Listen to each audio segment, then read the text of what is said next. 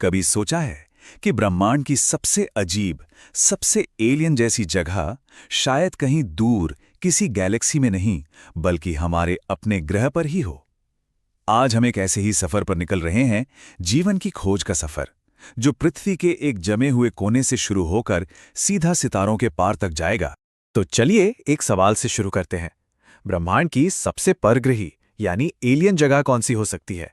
मंगल का सूखा रेगिस्तान या फिर बृहस्पति के वो विशाल तूफानी बादल? जो जवाब है वो शायद किसी को भी चौंका देगा। सोचिए, अगर वो जगह यहीं हो, हमारी पृथ्वी पर, अंटार्कटिका में बर्फ की मीलों मोटी चादर के नीचे दबी हुई एक पूरी की पूरी दुनिया। और इस रहस्यमयी जगह का नाम है लेक उंटरसी। यह पूर्वी अंटार्कटिका में मीठे पानी की एक बहुत बड़ी झील है, जो हमेशा हमेशा के लिए बाहरी दुनिया से बर्फ की मोटी चादर के नीचे सील हो चुकी है। और देखिए, ये कोई छोटी मोटी झील नहीं है। जरा इन नंबर्स पर एक नजर डालिए। इसका एरिया 11 वर्ग किलोमीटर से भी ज्यादा है और गहराई 169 मीटर तक। और ये सब कुछ 2 से 6 मीटर मोटी बर्फ की एक परमानेंट चादर के नीचे छिपा है। लेकिन जो चीज इस झील को सच में एलियन बनाती है, वो है इसका पानी। ये हद से ज्यादा एल्कलाइन है। इसका पीएच लेवल 12.1 तक पहुंच जाता है, मतलब लगभग ब्लीच जितना। यहां जीवन कैसे पनप सकता है? और बात यही खत्म नहीं होती। इस पानी में जो ऑक्सीजन घुली हुई है वो भी नॉर्मल से 150% ज्यादा है। इसे सुपर सैचुरेटेड कहते हैं। ये एक और एक्सट्रीम कंडीशन है। पर इस झील में एक और अजीब बात है। एक तरफ तो इतनी ऑक्सीजन और दूसरी तरफ इसके गहरे हिस्से में पानी ऐसा है जहां ऑक्सीजन है ही नहीं, बिल्कुल नहीं। और वो हिस्सा मीथेन गैस से भरा हुआ है। माना जाता है कि शायद पृथ्वी की किसी भी झील से ज्यादा मीथेन यहीं पर है।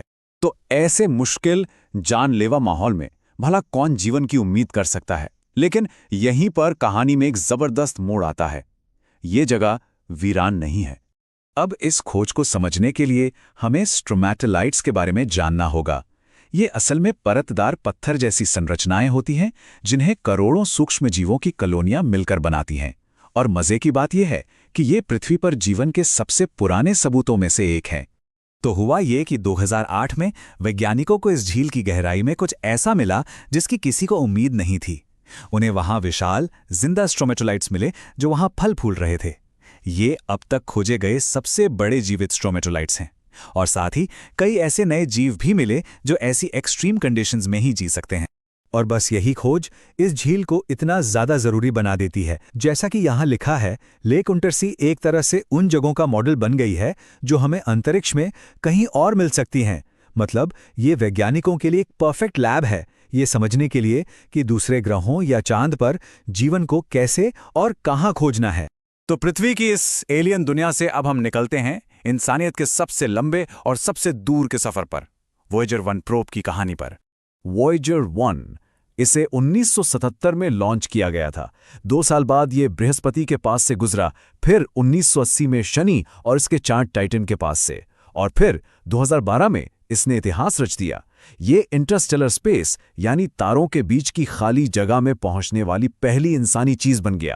अपने इस सफर में वॉयेजर 1 ने हमें ऐसी चीजें दिखाएं जिसने हमारी सोच ही बदल दी। इसने जुपिटर के चांद आयो पर एक्टिव वॉल्केनो खोजे, शनि के छल्लों की वो हैरान करने वाली तस्वीरें भेजी, और ये भी बताया कि शनि के चांद टाइटन का अपना एक घना वायुमंडल है। और आज वॉयेजर 1 पृथ्वी से 25 अरब किलोमीटर से भी ज्यादा दूर जा चुका है। ये हमसे सबसे दूर इंसान के बनाई हुई चीज है जो बस आगे बढ़ती जा रही है। लेकिन वॉयेजर 1 सिर्फ एक साइंटिफिक मशीन नहीं है। ये अपने साथ एक बहुत ही खास पैगाम लेकर जा रहा है, एक संदेश जो शायद कभी किसी बाहरी सभ्यता को मिल जाए। इसे कुछ ऐसे समझिए जैसे हमने एक खत लिखकर एक बोतल में बंद करके ब्रह्मांड के समंदर में फेंक दिया हो। ये इंसानियत का एक टाइम कैप्सूल है जिसे द गोल्डन रिकॉर्ड कहते हैं।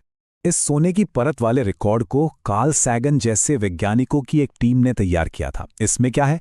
इसमें 55 भाषाओं में स्वागत संदेश हैं, पृथ्वी की आवाज़ें हैं, जैसे व्हेल का गाना, बच्चे का रोना, लहरों की आवाज़। इसमें दुनिया भर का संगीत है और पृथ्वी पर जीवन और इंसानियत को दिखाती 115 तस्वीरें भी हैं।